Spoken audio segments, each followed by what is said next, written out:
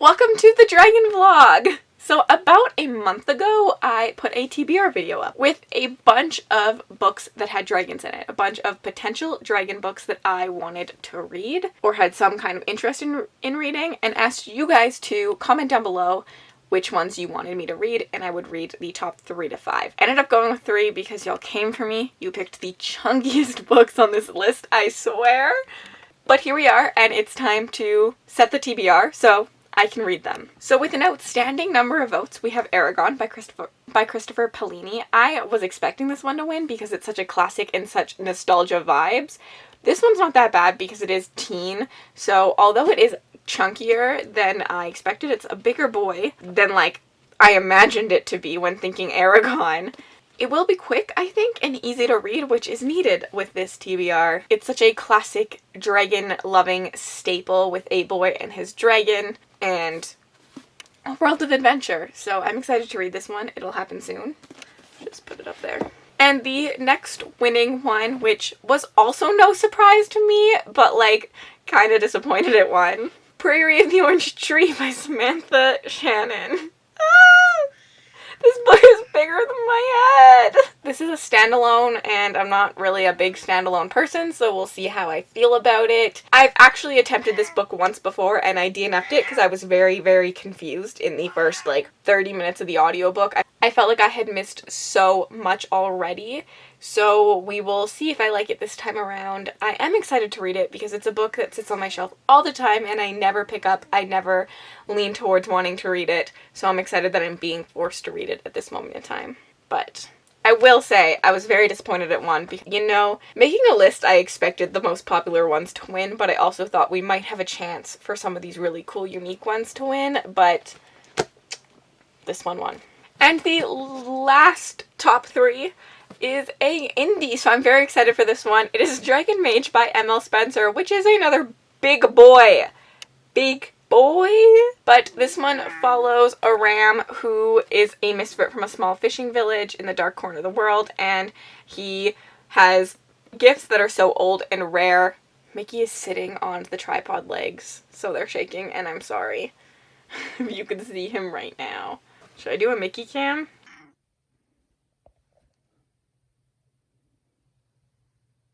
He goes to be a dragon rider and maybe even higher than that because the world needs someone. I'm actually a guest host for a book club with the live show in November for reading this book, so I definitely have to read it, but I'm gonna have to take extensive notes so that I'll remember everything for the live show, but I'm very excited to read this one, and I'm happy it won because it is an indie self-pubbed book and they always need more love, but it is one I talk about more often on my channel, so I'm not as surprised that it won because I had kind of hyped it up a little bit.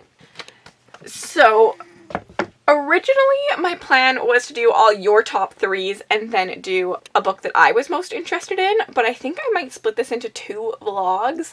So I'm going to go through and pick my top 3 and read them in a future vlog and see which ones do better, if that makes sense. Let's get right on into the reading.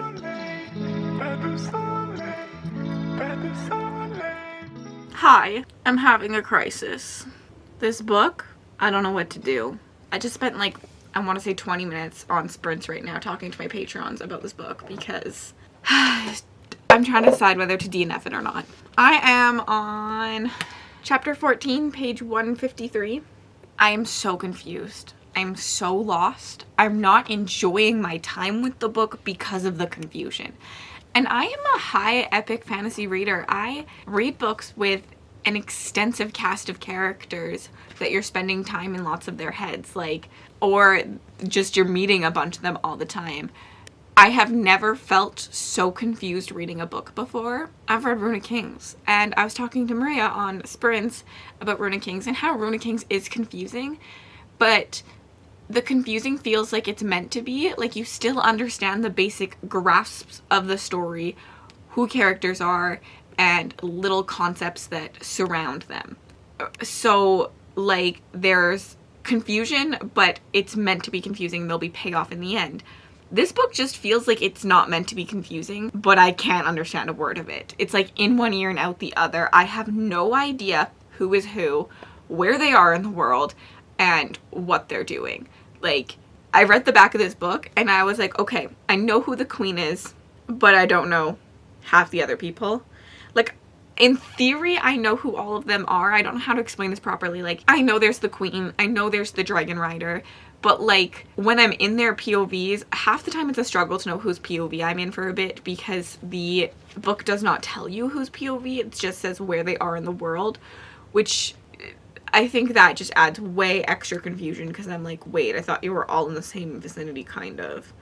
And yeah, I'm real lost. I have no idea what's going on, like the ideas behind things, where this book is going. I just don't feel like the payoff is going to be complete. But at the same time, so many amazing people with similar reading taste to me love and enjoy this book. Like, what am I missing? What am I missing? How do all of them love this book and I'm sitting here like, do I DNF it? This book is too chunky to even attempt to balance on my head. Like, where? I don't know, I'm just having a crisis. Like, if I DNF this book, I've DNF'd it twice, and yet I still am thinking about putting it back on my shelf to try again later, because I have hope. Like, what if I DNF this book and then I read it later on in life and it's the best thing I've ever read? I don't normally get that way with books. Like, normally I'm pretty good at either like DNFing or continuing, and most of the time I probably should have DNF'd. But something about this book says don't DNF. I've been watching reviews. I'm thinking I'm gonna give it 100 pages. The crisis is real. But I watched Sandra's review on it, and she said she was really freaking confused and kind of had similar feelings, I think, to what I did, until about 200 pages, when all of a sudden it just like clicked and made sense to her. So I'm close to 200. So I think I'm gonna give it a little bit more of a go, but I will not be surprised if I come back and have another crisis about DNFing this book, because I'm hurting a little bit. But it's so pretty, like I want to keep it on my shelf. I don't understand the love or the hype, and like lots of the bad reviews or even the good reviews have like issues with them. Like, people give it 5 stars and then they'll complain about something that I'm like, how did that get 5 stars then? How? Yeah, I don't know. This book, a headache. Ugh. A few minutes later. It hasn't been that long. I am about halfway through chapter 17, which is 180, and I am just making the executive decision to DNF this. It's going bye-bye. I can't. There is no care or intrigue for me in this book. I'm now zoning out because of the lack of care and intrigue. The characters have no emotional depth to them, in my opinion. So I can't connect to them, and nothing's happened in the plot, and I don't really find the world that cool. Everyone talks about this really cool world in this, but we've gotten like very little glimpses of it. It's, yeah, I don't know, just a bunch of reasons that I don't think this is working for me. And I can't suffer myself through it. So for the Dragon vlog, you're getting the first book as a DNF, sadly. It's just, this one didn't work for me. So I can't really give you the typical ratings I would for plot, character, world, and then in this one I was also going to do dragons. We have seen I think a little amount of dragons, but not a lot. I don't expect the dragons to be a big part of this world, so even though there is a dragon rider POV, which I thought we'd see more dragons in that POV for sure. But yeah, I'm out. I'm calling it quits. This chunker is just not for me. So sorry to everyone who wanted to see me read it. It just wasn't. It's not working for me. Ugh, I'm so sad. I just think, what's the point in carrying on in a book that you don't care anything about? Especially such a long and chunky book. I shouldn't be 200 pages into a book and not care about anything that happened. Like, that just feels wrong to me. I can't do it. And it's like very borderline. Like, I'm not even angry at the book. Like, at least if I was mad at the book, I think I could continue on. But at this point, I have zero feelings for it. Well, hopefully the next one's better. Hi, I figured it was time for an ERAGON update. I have been listening to the audiobook and I am on page 111 approximately. I really dislike that these chapters aren't numbered. Oh, I guess they're no, yeah, they're not numbered. And they just have chapter titles, and I love chapter titles, but I wish they were numbered too so I could tell you what chapter I was on. I still have a lot to go in the book. So far, my thoughts and feelings are I'm not hating it, which is not like the best praise you could ever give a book normally, but for someone who thought I was literally going to despise listening to this book, I feel like that's pretty good praise. One thing is that listening to the audiobook, whenever the dragon talks, I just picture the Cookie Monster. And if you've listened to the audiobook, I think that you could agree with me. I think what's making me enjoy this book is the idea that I knew the author was real young, and I think writing this story at a young age is incredible, and some of the storylines and the descriptions that we've gotten, I'm like, adult authors can't do this as good as you. So I think that that is helping my enjoyment. Now, am I going to give this book 5 stars? Probably not. Am I going to tell you that if you were a young reader, do I think this book still holds up? I think so. The only thing is, give me 1 second. Reading this book makes me really want to lower my rating for this book, which is an interesting thing. I knew of Blood and Fire had ERAGON vibes and ERAGON inspiration, but as I read ERAGON, the setup in these books is almost word for word the exact same thing, which really destroys my okay rating of Blood and Fire. If you've heard me talk about Of Blood and Fire before, you'll know I gave the first book 3 stars, but the prequel novella was a 5-star read from me. As the story goes on, these do venture different directions, but the setup is very the same. And Of Darkness and Light, I think for Of Blood and Fire, as the series goes on, the writing has gotten better. Blah, blah, blah. We're not really here to discuss this book, but a little bit of thoughts. But I gave this book 3 stars. I didn't overly love it. Oh, it was just a read with a lot of potential. Seeing the similarities really discourages me from liking this book. Because I personally don't think this is a spoiler because they're very broad ideas and all happen within the first 100 pages pretty much of both books, maybe a little bit longer in this one, but they should have happened in the first 100 pages of this book.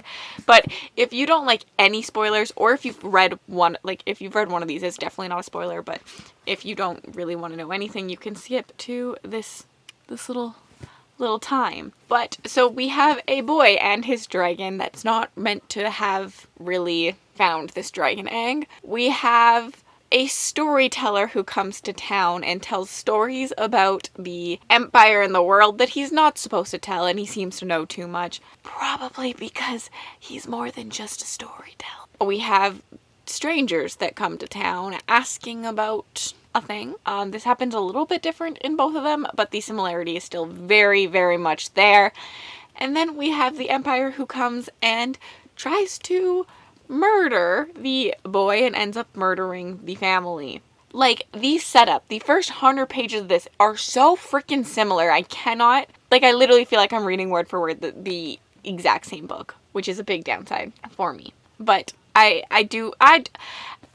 want to lower my rating for this because of that, but I'm not discouraged from picking up the rest of the series because, as I said, I think that the setup is the same and they diverge a lot as they go. And there are some really cool additions in Of Blood and Fire. I just didn't realize how heavily it had ERAGON vibes, as I had not read the thing. Also, did anyone else realize that ERAGON is just dragon with an E instead of a D? Because I didn't until Rachel told me. But yeah.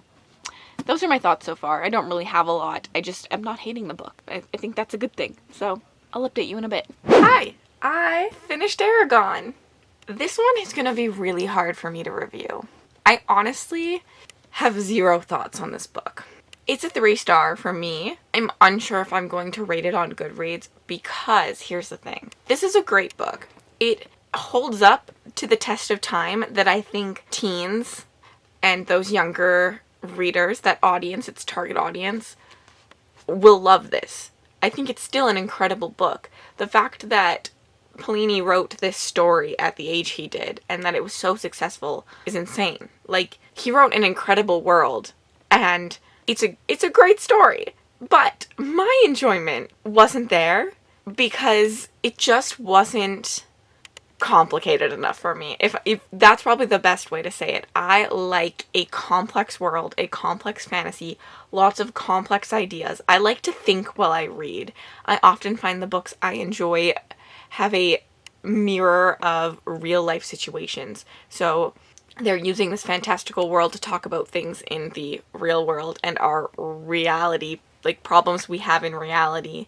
And this book just doesn't do that. It's a fantasy adventure if you just want to get lost in a fun story 100%.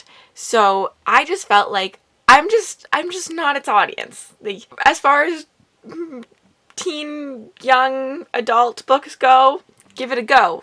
I will probably suggest it to my little cousins when they get of age. But for me personally, I ended up preferring Of Blood and Fire. I compared these two earlier because Of Blood and Fire has more complexities than ERAGON does. They are the very same story, but Of Blood and Fire has a lot more complexities to it. It is a much more intricate fantasy system that you're told about. This one is intricate. It's just the point of view you get is very just simple. Everything just happens. There's a lot of plot devices I don't enjoy in this. A lot of mentors that just know things and can do things, and just, I also just personally have learned that I prefer a magic system that is strict. It's not one that we're learning with our protagonist, because you're learning all about the magic with ERAGON. And also I could not get past the Cookie Monster voice of the dragon. No wonder I always thought the dragon was a boy, because the dragon is a female, but the voice does not give me female vibes. It gives me Cookie Monster vibes. That's all. I have nothing to say about this. If you're looking for a book full of dragons, 5 out of 5. This has all of the dragons, top tier. Like, the dragon is a main point in the story, the entire story. You get to see a lot of fun stuff that the dragon does. You get to talk to the dragon the entire time. The dragon vibes, elite. I honestly do think this is a well-balanced story. I think it has a good amount of character and a good amount of plot. And I actually do think it has a good amount of world. It's just not a complex enough world for me, but it is meant for younger audiences, and it's a whole reason why I don't read younger audience books anymore. So on a scale for, like, character to plot, I'm gonna put it right in the middle, just because I think it's both. It's a character-driven book, it's a plot-driven book, so probably 5 out, I would probably say 5 out of 5 for character and 4 out of 5 for plot, and then probably a 4 out of 5 for world building, and then 5 out of 5 for dragons. It's got a lot of the things that you think that I would love. It's just not complex enough for me. Like, I don't know how to say it anywhere else. I just have no feelings. Like, it was a great book, just not a book for me. Sorry, this review was crap, but let's move on to the next book and hope that Dragon Mage is better.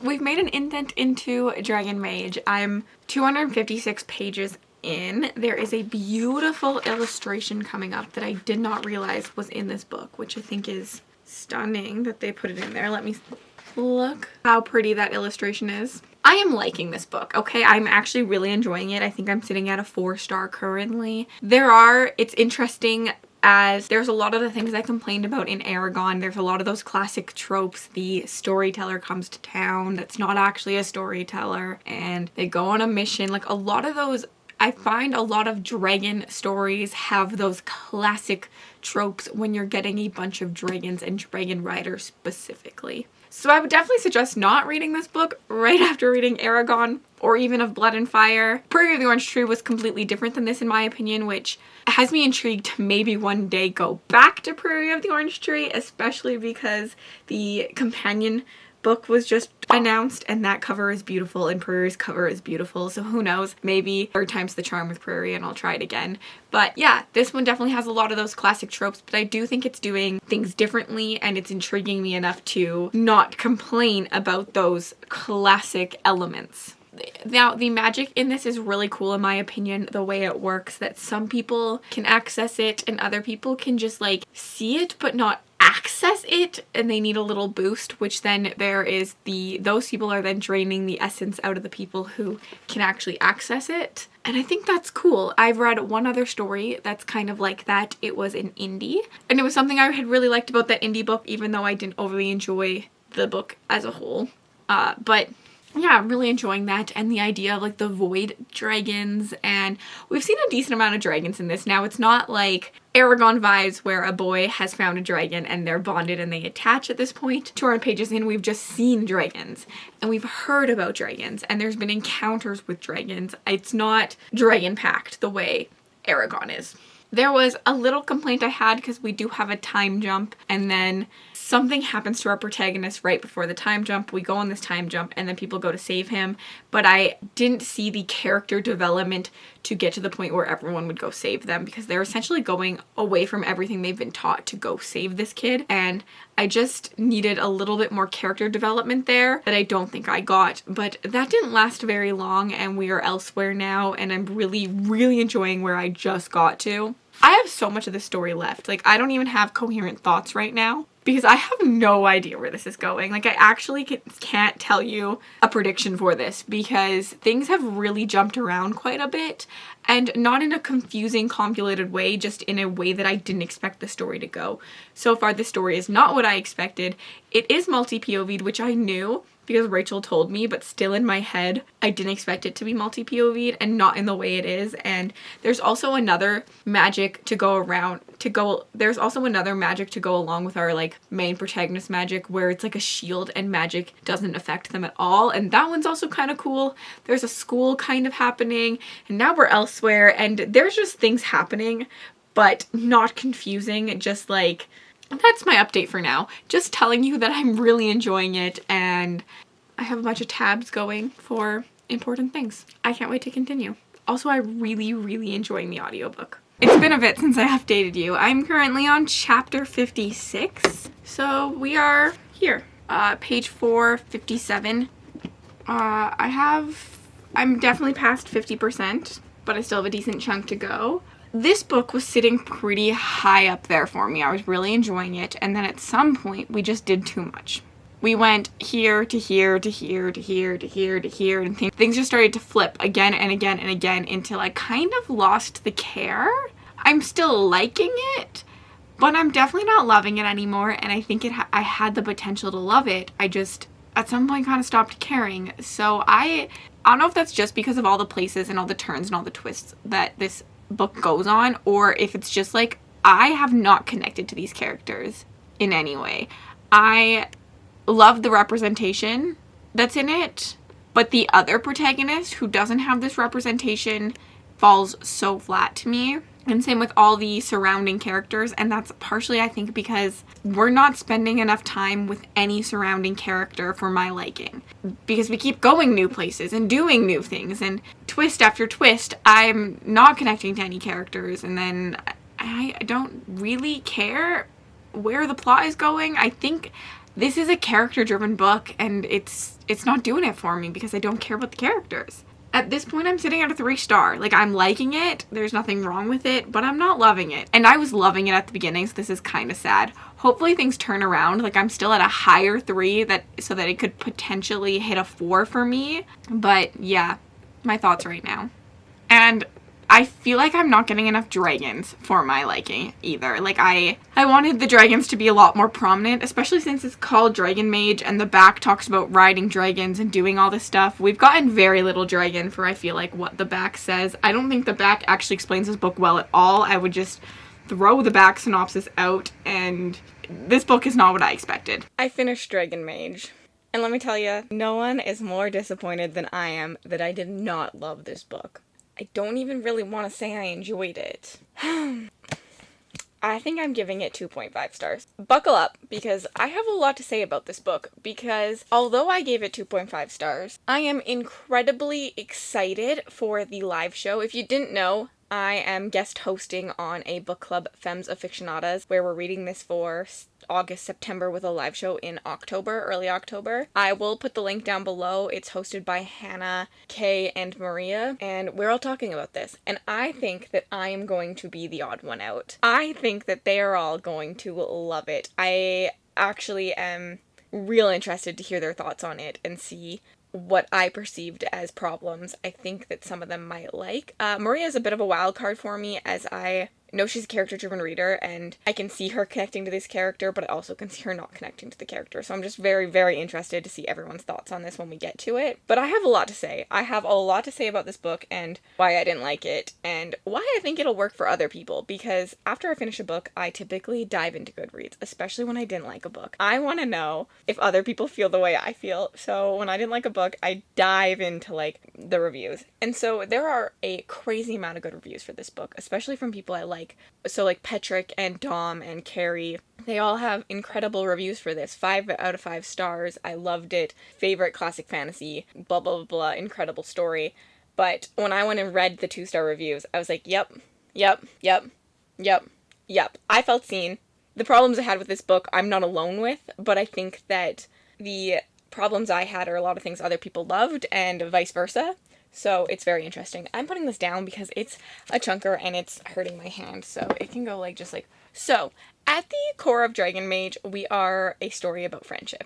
And that's a beautiful story to tell, and I was very excited to see a strong friendship as the main focal point in a story, but it completely fell flat for me. So in Dragon Mage, we have 2 characters. We have Aram and we have Marcus. Aram and Marcus live in a village, and Aram is on the spectrum for autism, and he's struggled to make friends. He can't really pick up the nuances between sentences, blah, blah, blah, all of that stuff. And Marcus comes and one day stops some bullies from bullying him, and their friendship starts. They learn that they are both the chosen one, and they go on an adventure, a little quest, and there's a crazy magic system in here that I feel like I can't tell you because it'll give things away, which is why I think the back of this book is terrible, because I don't think anything said on the back of the book is really what I got in this book. Like, I guess it is, but it's not what I perceived the back of the book to mean, if that makes sense. And I think that a lot of people perceived the back of the book the way I perceived it. But we have a portal-like magic system. There are 3 worlds that are all connected through these portals, and there are things happening in each of them, magic happening in each of them.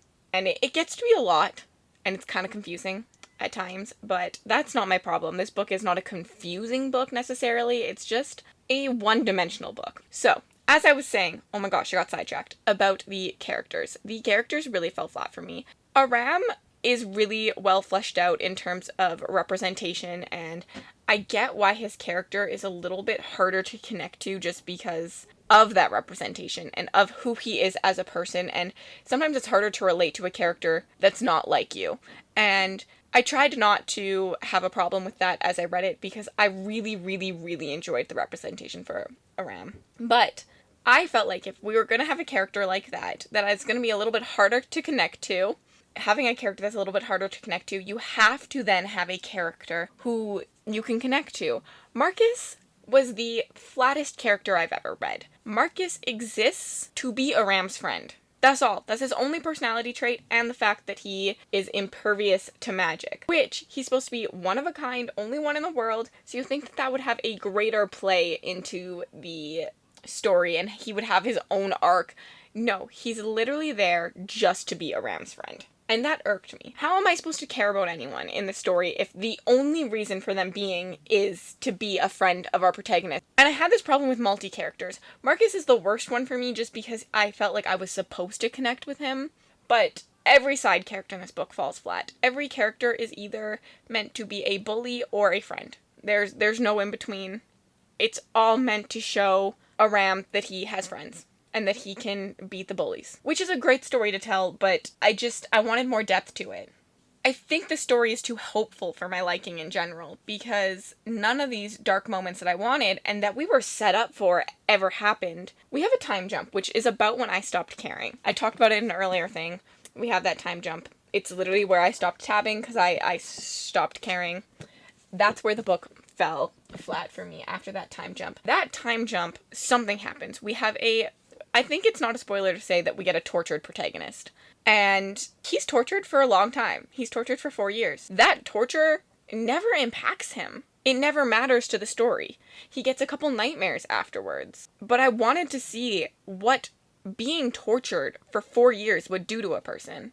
How that would affect the rest of your life. This time jump, this 4 years of torture, literally was just a way for our author to age the characters up, and something to reference again and again in the story later on, saying that Marcus survived that. He can survive anything, which is fine, but I never felt like he survived anything, because I was never really shown or told what really happened there. I was never given that, like, grit of, like, man, he made it through something life-changing, life-altering, terrible, terrible thing. I just wanted a little bit more grit in the story a bunch of times.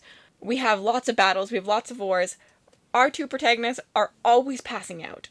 After a battle, they're in a coma. They're passed out. But I want to see what happens after. I want to see how everything got finished. I want to see the grief of a battle. And that's not what this story is. And I think that sometimes it's unfair to give this criticism, because I don't think that that's what the story ends up being. I think the story is a hopeful story about a boy who needed friends and found his friends and could be the hero and be like a hero in a story that you don't normally see a boy like this be a hero for. And in that terms, this book is incredible, but in terms of something that I like and I enjoy, it's just not there.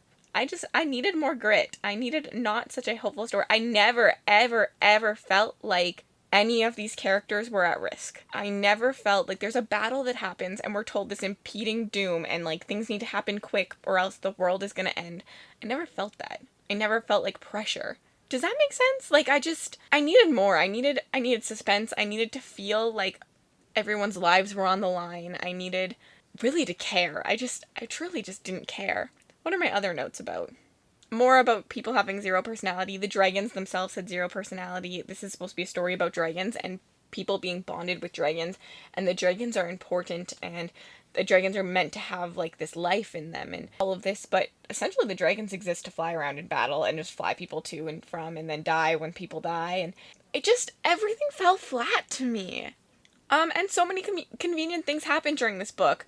We need essence. Oh, we're by a spring that happens to, you drink the water and you have life essence. Which makes no sense because the whole book is about people needing essence. So they take the person and zap the life essence. But why didn't they just use this spring? If they, like, it just made zero sense. And there's just so many convenient things. Oh, a ram needs to get from here to here. Well, there's this magic horse. There's this dragon that just died.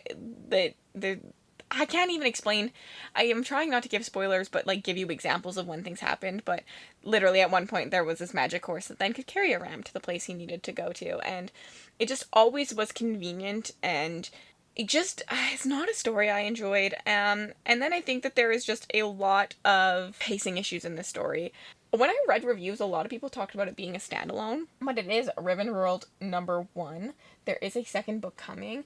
This reads like a standalone. There is part A to part, there, like, we get from point A to point B. Well, there's a bunch of points in the middle that we go everywhere, but it reads like a standalone. The story is over. We've achieved what we set out to achieve, and I would be very happy if I never read anything else in this world. Although I will not continue. But I wish that this itself had been a duology or a trilogy. I think that we have a crap ton of pacing issues throughout it, and I think that a lot of my issues with it falling flat, if we had had 2 books and extended it, or 3 books, we could have had moments with, like, friends. I think that Marcus should have had his own arc. I think that Marcus should have almost been in the other school. If you've read the book, you'll know what I'm talking about, but there's, like, another school. There's 2 schools. And if he had spent his time there, and then we could see him struggle when the 2 of them finally meet up, and we could see him struggle with what he's been taught for the last, like, 8 years, 6 years, 5 years, whatever, and we'd really seen it, like, ingrained into him, and then there's, like, a struggle when he sees a ram. Like, give the boy some personality, give him his own arc. I really, really wish I had seen that happen. I would have loved the duality and the mirroring of the 2 timelines in the different worlds, different portals, and then also our villain just fell flat. Our villain was very interesting at the beginning, and then, I don't know, there's so many archetypes in this, and each character just ends up being its archetype, with a ram supposedly supposed to, like, carry the whole book, and he just didn't carry it for me. I also think that everything came easy for him. I mean, he suffers. He really does suffer. The first 200 pages of this book, I was in tears because it really showed you how people are mean. And I think that that's a journey we go on, seeing how people are mean and then having Aram find his friends and being loved and cared for. It's just not the story I wanted. But he does suffer. He suffers a lot through this book, but I didn't feel it. I never felt it. I felt like he just easily was good, and he had all this power, just born with it. And he supposedly has no idea how to use it, but then does these random things. It's just not it. I just didn't enjoy this book. I don't even know if it's getting a 2.5. Not that I give half ratings anyway, so it's just a 2 on Goodreads, but yeah, this was just not it for me. Everything fell flat. Even the magic system, I originally thought it was really cool, but then I needed to know more about it. There was not a lot told about it besides the knots, and I wanted more. I wanted more, and I think it had such potential, and I'm so sad, as I really, really, truly thought I was going to love Dragon Mage, but I didn't. Anyways, I really do think that if you like a hopeful story, if you are not wanting those grittier, dirtier moments where, like, we sense that a character might be morally gray, that we're seeing their internal struggles, like, if you just want a hopeful read, a story about friendship, please read this. I think that there are incredible things about this story. I think it's a story just not for me, and I'm very, very excited for the live show. And I know in live shows we always have a non-spoiler part, so please tune into that live show. Go to the link down in my description part to see when things are, and see, because I honestly think that I'm the odd one out here. There are so many 5-star reviews for this book. There are very little less than 4. So definitely, if anything in this book sounds interesting, please read it. Oh, and A Sense of Dragons, I think I would give the dragons a 3 out of 5. There is not a lot of dragons for a dragon riding book. Like, they're around, you see them, but they don't have a lot of personality, and they're not as big or prominent in the first 500 pages as I thought they would be. So they're just there. Like, they're not, it's no ERAGON type vibe where you see them all the time, but it's also not a book where they're not there ever. So I would probably put them in the middle of a scale of the amount of dragons you see, 3 out of 5. Other than that, I got nothing to say. We're gonna roll into the end credit, my last final thoughts. So I think at the end of this very long journey of reading the dragon books you guys picked me, I'm very shocked by the final one that I liked the most. In the end, I liked ERAGON the most, which is a very, very interesting turn of events, because if you had asked me before, I would have easily said that Dragon Mage was a 5-star read, then probably ERAGON. This is what I was hoping for. Dragon Mage 5-star, like Dragon Mage top loved it, PRIORY really liked it, ERAGON just liked it, and I was not expecting it to go this way. In the end, I learned that dragon books have a lot of classic tropes. Specifically, I think the boy and his dragon story. I think that PRIORY was just too confusing for me. I think ERAGON, a little too YA for me. And I think Dragon Mage, a little too hopeful for me. What I think I learned from this is that I'm not sure I'm in love with the boy and his dragon trope. When I look at dragon books that I love, we have Dragonflight, which is the only dragon riding story that I've actually enjoyed. So this one is an odd one out, but it's super short, and wasn't a boy and his dragon, like some boy finding his dragon egg type story. And then we have things like the Black Coast and the Live Ship Traders, or just Realm the Elderlings in general, and the Rage of Dragons series are ones that come to the top of my head of, like, dragon books that I really, really love. I would say all of these have very limited little dragons in them. In the Black Coast, we just have land dragons and baby dragons and, like, raptor-like dragons that are just kind of part of the world and are almost like horses, but also like wild bears, maybe. Maybe that's more like it, like a pet. Like, they have them as pets trained, but then they're also wild, and they don't really impact the story at all, but they're there, and they're just, like, a cool, unique addition to the world. And in the Rage of Dragons story, the dragons have an impact to the magic, but again, they're not part of the overall story. They're just kind of there. They're an addition to the magic and the lore and the world, and, like, the world. Same with Realm of the Elderlings. We have dragons in this. Live ships is my favorite, and so I think that's why I'm putting live ships, but we have dragons in this that aren't really dragons, and they just they're not the main prominent discussion, the main plot point, the main device used in the story. I think I like dragon books that are centered around the life of the human more. I want to have the conversations between what happens in a world. I want to see discussions on culture. I want to see the real, raw, dirty bits of humanity. I want to see it all. I want the human interaction more than I want the dragons or the human-dragon interaction. I want the dragons to be there in the sense of, wow, these are cool, and they add to the story, but they aren't the only important impact of the story. Which I think PRIORY could have done, but I was just so confused. And Dragon Mage attempts to do, but the dragons fall flat in it. ERAGON is classic boy and his dragon trope. So I think this will impact what I choose for my vlog that will come at some point, no idea when, where I choose my top 2 or 3, I think I'll do 2 or 3, favorite, like my top breeds from that list of dragon books that I gave you, and see if I can do better, because I don't think that we had a hit here at all. We did not do very good with picking books that I was going to love and enjoy, but I hope you enjoyed my thoughts on them and the process of getting them. And yeah, hopefully I can do better. Hopefully I know my own reading taste better than you guys do, apparently. But thank you all so much for joining along on this vlog. Please let me know if you enjoyed it. I want to do more vlogs like this where I give you a TBR and I let you guys pick which ones I read. I think that there will be a Halloween spooky season type one coming soon. And let me know your thoughts on any of these books, and if you're going to pick any of these books up anyways, and if you'd like to connect with me on other platforms, my Bookstagram, my Book Twitter, my Goodreads, and my Patreon are all linked in the description bar below. Have yourselves an absolutely remarkable day.